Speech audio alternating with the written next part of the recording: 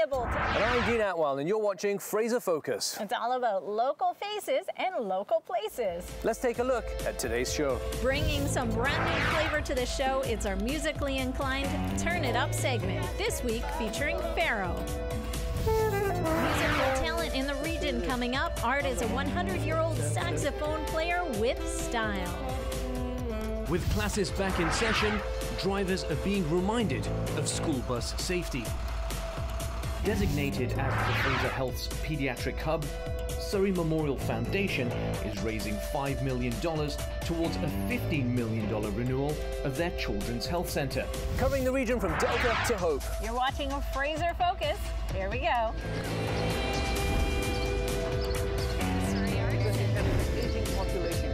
I'm Leah Bolton. And I'm Dean Atwal. Fraser Focus, a fresh perspective beyond the bridge.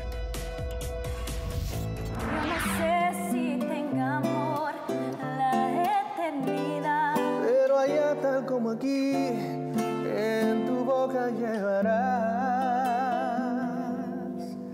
sabor a mí. You're watching Fraser Focus, local faces and local places. What is the Fraser region without musical talent? This is our Turn It Up segment. Let's dance.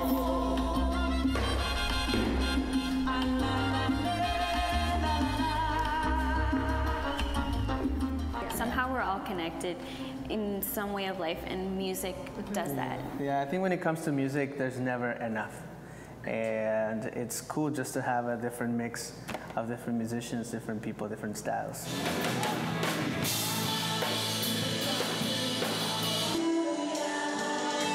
Our style, I would say it's a combination. Latin because of our roots, you know, where we come from, but a combination because of where we are.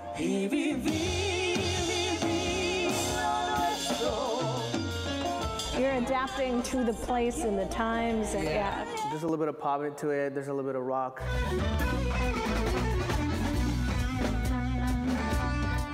There's a little bit of salsa, there's a little bit of everything into all of our music. So that's the cool thing about it, that you can just go on a journey of different styles of music. We just love bringing our culture and just sharing, and I think that that's what the Fraser Valley and just the Lower Mainland has to offer, that there's just so many different types of culture and languages that we can share with so many people, and we just love bringing our part to the community. So for the night, I'm just wondering, lighting and stuff like that, can we just bring any extra stuff? Or? That would be great. What you see in this room for lighting we have, but there will be like full bleachers and risers and stuff, and we'll sort of set it up. We've had all kinds of music here. We've had R&B, folk, jazz, and people when they come to Bez, they're like, wow, this is awesome. You're doing this in Langley. We're so glad. And they always come and they thank us or even hug me, and I don't even know them. They're saying, thank you for doing this, bringing arts to our communities. We can morph the space. So like when we do a dance night, like if we have a band that's more of a dance band. Like Faro? Like when Faro's here, there'll be like cocktail tables and room for dancing, and all the dance classes upstairs, and they can come down and enjoy the space here with the conga player and the bass player and the piano comping away and everybody doing their thing. It's all going to be happening right in this space. I can feel it right now. You can feel it. I'm transforming into the space.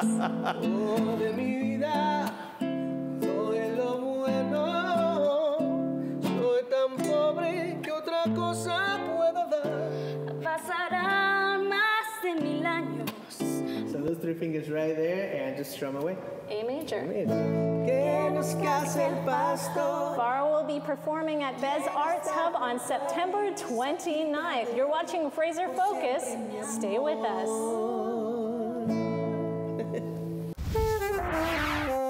You see, on the bottom there, the rest of the band are playing harmony.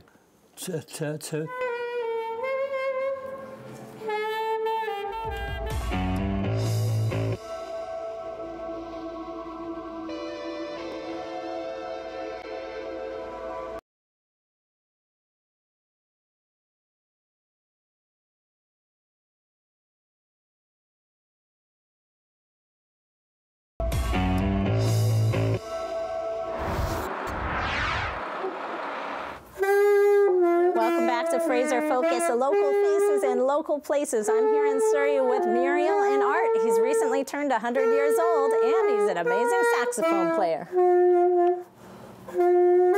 That's what I like. I like music better than anything. So how do you keep your memory sharp with Well, music? I use this here. I read everything. Okay. I read it, see? Music. You see, on the bottom, the rest of the band are playing harmony. They come in on that. When I know, and when I know that they're going to come in, I know that I can go quieter. Fleetwood Jammers, you're in a band now. I'm in bands everywhere. Okay.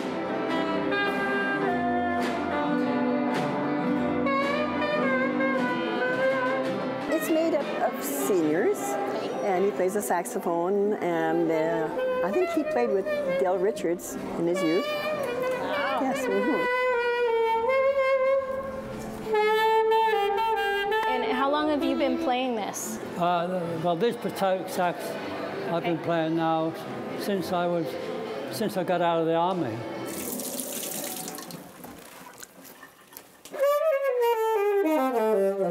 You have to wet the reed and all sorts of things. Oh, that's what's keeping him going. Is the music. Yeah, he loves music. And I mean, he could still write music, transpose it. I bet there aren't many people his age that could do that. No, definitely. 4. You have to have the time right. So here we are now. We got A, B, G, B, B, C. All right, he's teaching me all about how to write the harmonies. Stay with us here on Fraser Focus. We're heading over to another story in your community. A, B, C. A, B, C, there you are. This is your community and your stories. You're watching Fraser Focus, local places and local faces. Surrey is home to the Fraser Health's only specialized pediatric center, including a children's cancer program. Hello. Yo. We really are a regional hospital now, and we're no different than some of the downtown hospitals in terms of the care we can deliver, and I think the public is starting to realize that. Surrey Hospital Foundation is raising $5 million towards a total $15 million renovation of their children's health centre. Surrey Memorial has the only pediatric cancer clinic outside of BC Children's, which is the provincial resource. So we are renewing all of that space, so when children and their families come, they will be seen by the specialist in child-friendly, equipped space. We're going to be expanding the hospital, so a lot of the stuff that you had to go away for might be here. The new center is designed to accommodate many more subspecialty teams, so that it would include a heart specialist and their technologists to do a heart ultrasound, etc. And so that care could be delivered right here in our center, as opposed to having to go to Vancouver. He was always there for us. He was welcoming and nice, and he's part of my family now. In 2017 alone, Surrey Memorial Hospital served over 50,000 kids, and with your support, they'll raise the remaining $5 million to renovate their existing 18-year-old children's health centre. I'm Dean Atwal, and you're watching Fraser Focus. At the end of the day, there's been 14 children injured over the last 5 years. One injured child as a result of someone not stopping when a school bus's lights are flashing is one child too many.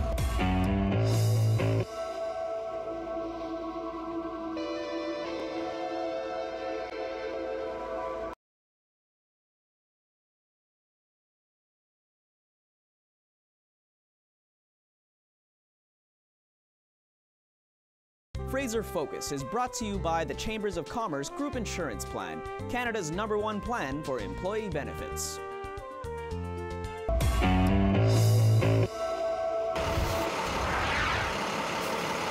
Tougher penalties have been promised by the BC government for drivers who recklessly ignore school bus flashing lights.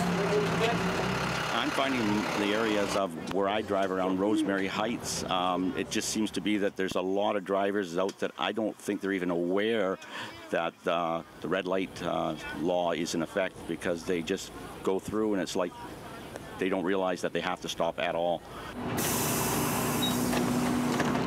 Think of the bus as its own mobile traffic unit. When the yellow lights are on, that means caution. Prepare to stop, just like a traffic yellow. If red lights are flashing and the stop sign is out, that means stop, no closer than 20 feet from the bus. And on multi-lane roads with no divider or median, that goes for all drivers. If those lights are flashing on the bus, if the stop sign, the arm on the bus is out, this bus is stopped, obviously that means kids are either getting on or getting off, and the onus is on motorists to slow down and to stop. At the end of the day, there's been 14 children injured over the last 5 years. One injured child as a result of someone not stopping when a school bus's lights are flashing is one child too many.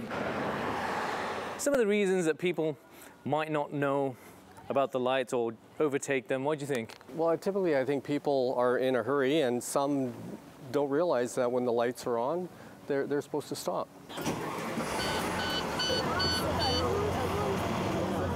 So Pete, you find that people don't stop? No, I don't. Why do you think people don't stop? Because they don't really care. Do you think perhaps they don't know? I think it's just not common courtesy. Well, me and my friend Isabel, we got off the school bus and we went to cross the road one time, and this girl just came flying across, even though the bus driver had the stop signs out, and we almost got hit. Did you tell your parents about it? Yes. Did you tell the school about it? No. What was the reaction? They were kind of shocked at first.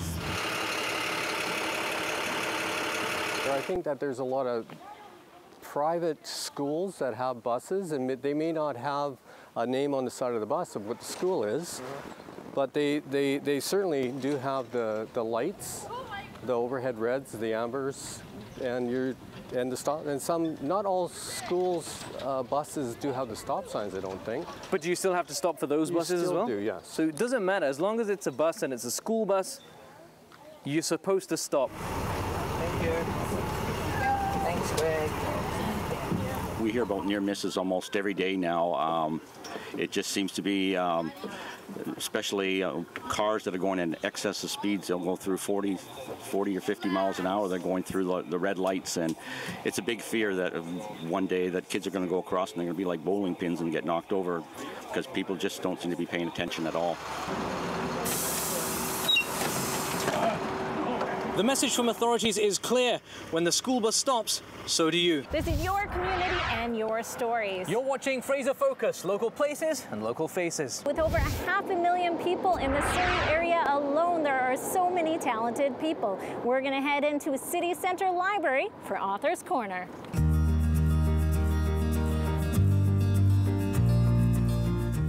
Joining us today for Author's Corner, we have Ken. He was born and raised in Surrey, and he wrote the book, Gateway to Obscurity. Tell me about the book. Gateway to Obscurity is a collection of poetry about one's search for identity in society. So it's a book compiled of poems? Yes, it's a cheaper way of therapy.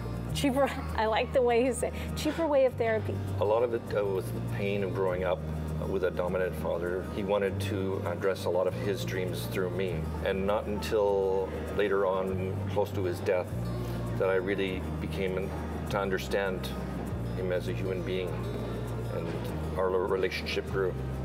So there was a resolution there. Yes. You did a lot of spoken word? Spoken word, open mics. Physical paralysis impedes basic function beyond one's will. So what inspired you to take all these poems and put them together as a book? Well, to be honest with you, it was my wife who sort of put the flame to get me to do something instead of having clutters of paper all around.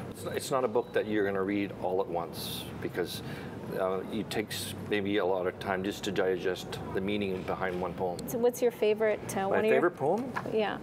The Gates. Momentary scenes whisper a story. Open opportunity into unknown. Imaginary route where possibilities exist. Disordered wonders beyond reality.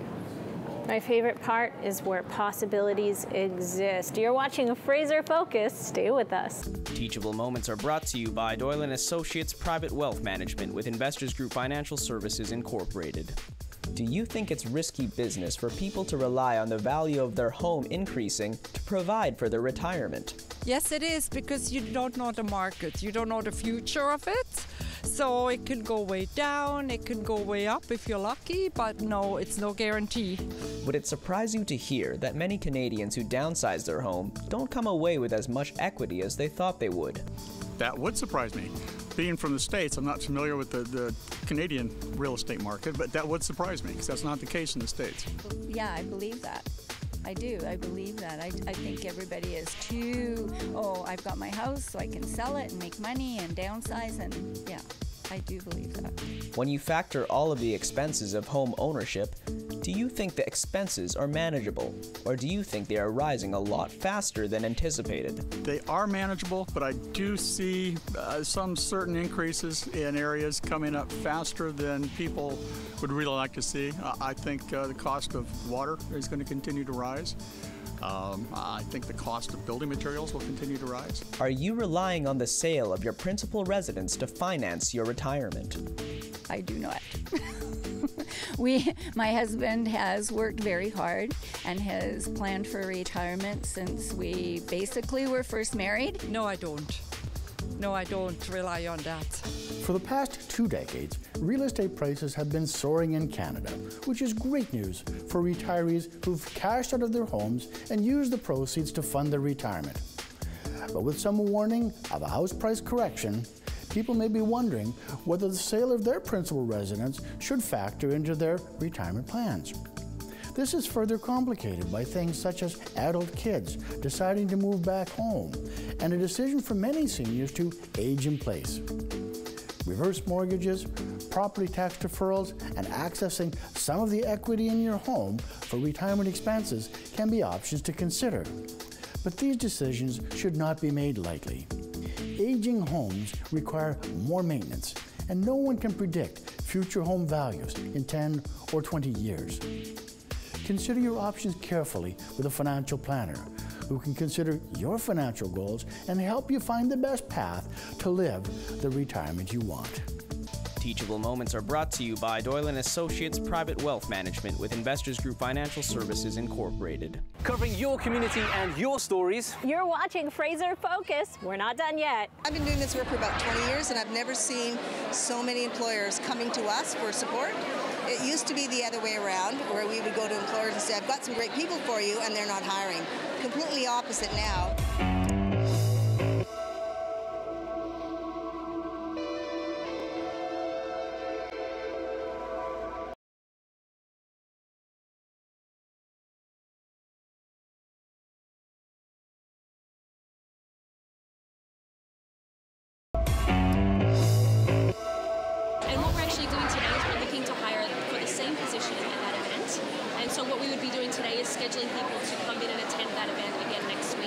Hey guys, welcome back to Fraser Focus, local faces and local places. As we can see, we are here today at a hiring fair.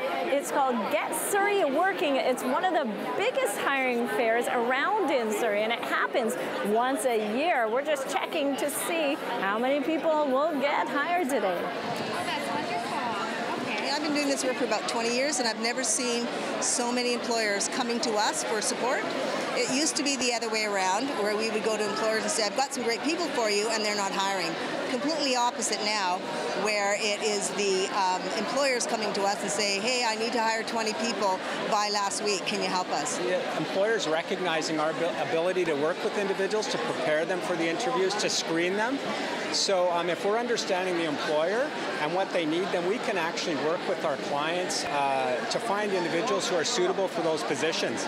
And then, that process of interviewing and hiring goes that much more smoothly. I have a very, very strong interest at this marketing.